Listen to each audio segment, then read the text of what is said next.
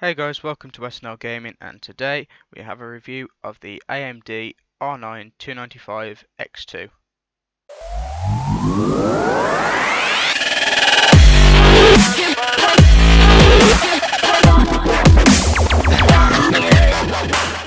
Okay guys, so today, as I said earlier, we're having a review of the AMD R9 295 X2.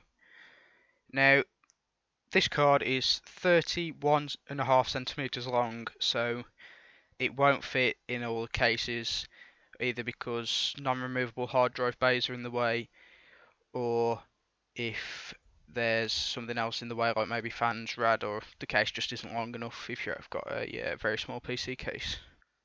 We're going to have a look at the specs of the GPU now, provided by Tech PowerUp's GPU-Z software. It's a very good software and it tells you a lot about your GPU, like stuff that you wouldn't even exactly even need to know, but it just tells you anyway. Like for things like your BIOS version, it's really unlikely that you're ever going to need that number, but just in case you do, for whatever reason, it's there for you. So this card runs on DirectX 11 at the minute.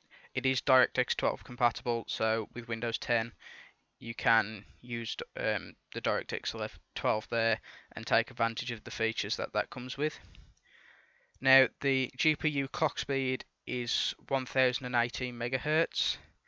That's its default clock speed, as you can see, and it's an alright clock speed. I mean, it does the job. You can overclock it to, I think I've pushed it to something like 1001. Well, I think 1100 was the maximum I've ever pushed it to, and then that's you get a good overclock by doing that.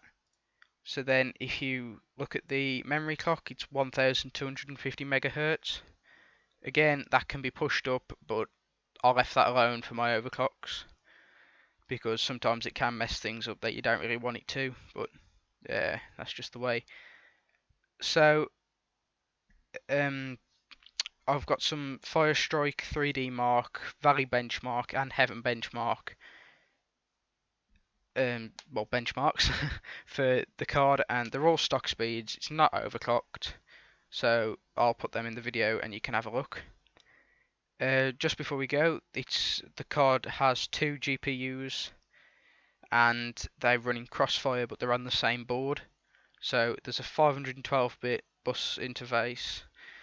The chips each are 4096 megabytes or 4 gigs. So you get 8 gigabytes of GDR5 memory to work with. So for video editing and things like that, which is what I'm using it for as well as gaming, it's really good.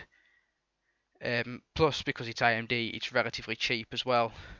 Well, no, that's wrong. It's cheaper than a 980 Ti, which is a big plus point for people who want something that's going to be a really good card. Because this, I think, just underperforms the 980 Ti, and I think it's about £100 cheaper. So you can sort of live with that. Plus, as I said, the card's amazing to start with. Just to get through a few more specs that we've got left. It's a PCIe 3.0 x 16 slot. It can use PCIe 3.1. So if your motherboard's a 3.1 motherboard, because it's a X99, that's fine. It will work. The bandwidth is 320 gigabytes per second. Not that you'd ever use that much, but that's what it can take. Your pixel fill rate is 65.2 pixels a second. Sorry, gigapixels a second. Texture fill rate is 179.2 gigapixels per second. And I think that's covered everything. 2,816 shaders units, but a lot of this stuff is just irrelevant for a lot of people. They're just going to look at it and go, am I going to get good FPS in games? And the answer to that is yes. I'll put a benchmark up of all the different FPSs that you'll get in games, but from here I'll show you the different benchmarks. Okay guys, so here's Valley Benchmark first of all. My score is 4,945, maximum FPS of 182.1, minimum of 40. You can see all my system specs there, so it's all going to be a fair benchmark. The next one we have is Heaven Benchmark 4.0 with a score of 2,959 with a minimum FPS of 30.5 and a maximum of 243.7. This averages out to 117.4 FPS. Again, same system specs, so trying to keep it fair.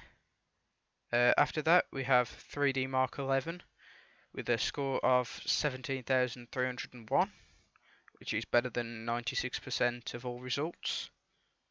So I know there's a lot of people who use it, but that's a good result in my books. Next, we have Firestrike benchmark with a score of 15,705, better than 97% of all results.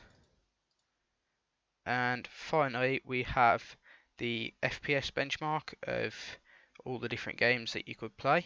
It's compared with a Nvidia Titan Black, a very expensive card that's rated top of the range, so it beats it in pretty much every single one. So there you go, guys. Okay, guys, so to wrap up this review, the card is a very good card.